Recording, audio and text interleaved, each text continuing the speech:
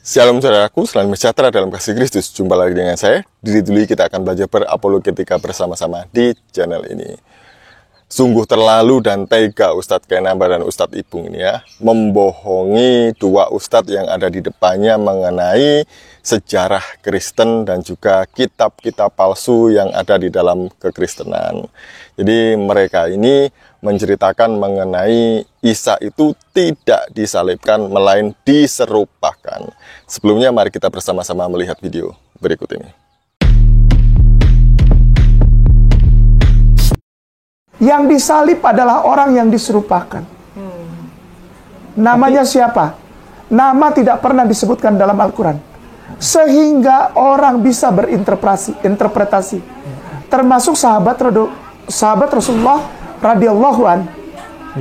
Ada yang mengatakan orang itu hanyalah anak muda tanpa nama, pengikut Isa Khawariyun, yang muda, yang tampan, yang disuruh duduk oleh Nabi Allah Isa. Siapa yang akan berdiri sebagai diriku?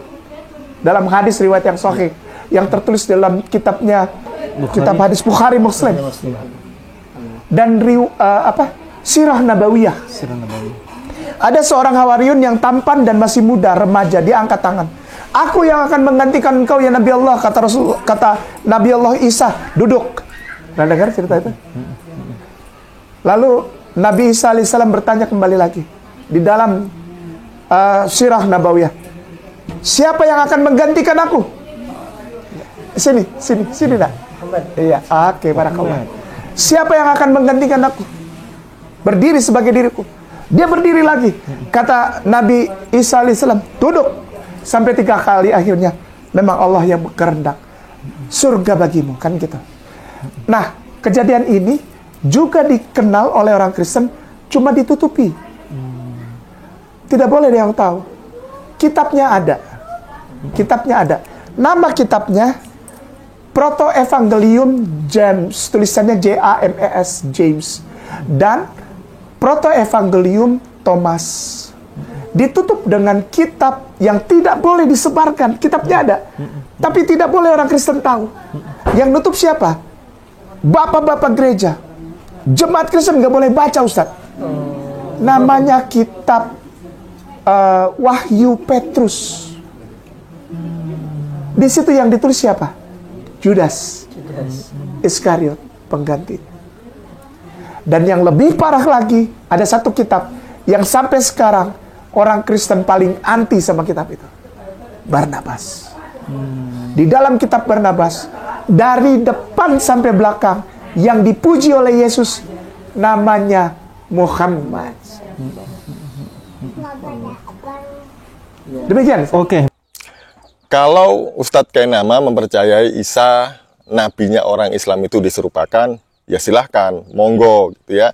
Karena memang Isa yang dipercayai oleh umat Islam itu berbeda dengan Yesus Kristus yang dipercayai oleh orang Kristen. Silakan aja kalau memiliki pandangan pendapat bahwa Isa diserupakan. Nah, tadi yang menarik adalah ketika Ustadz Kenama mengatakan bahwa dengan siapa dia diserupakan.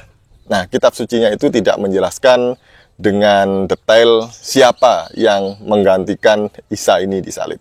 Beda dengan Alkitab ya. Alkitab itu mencatat dengan jelas, semuanya sepakat bahwa Yesus Kristus itu mati disalibkan. Jadi bukan hanya Alkitab sebenarnya mencatat itu, tapi juga fakta sejarah membuktikan bahwa Yesus Kristus juga mati disalibkan. Jadi itu ya Ustadz Kenama ya. Nah, mengenai tuduhan palsu Ustadz Kenama bahwa bapak-bapak gereja menyembunyikan kitab-kitab yang disebut apokrif tadi itu ya. Ini benar-benar ngaco, ngawur ini. Memang orang ini suka-suka udelnya aja ya dia ngomong ya. Orang Kristen, bapak-bapak gereja, kemudian para pendeta itu tidak pernah menyembunyikan kitab-kitab palsu ini.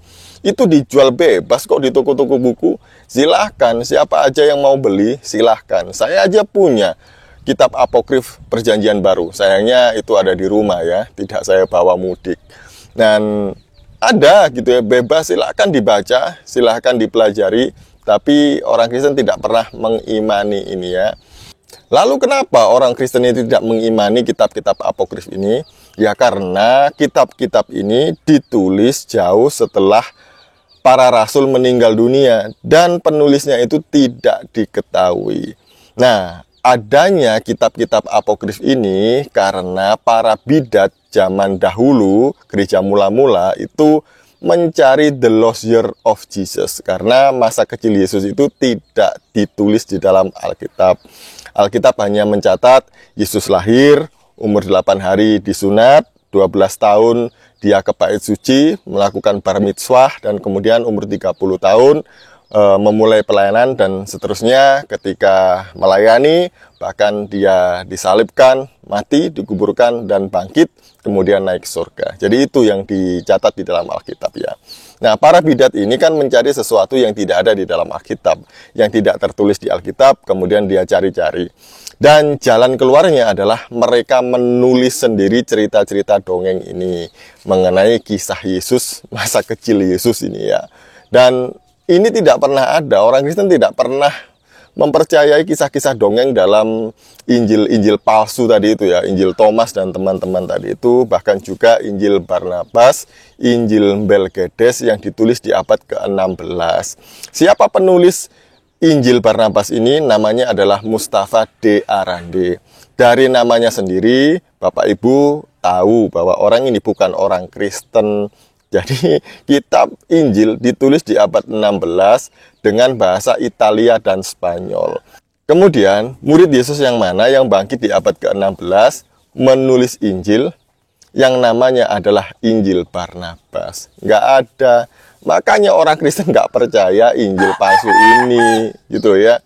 Kalau Ustadz Kayanama dan teman-temannya mau ambil kitab ini, Injil-Injil palsu ini, monggo, banyak borong aja itu di toko-toko buku ya.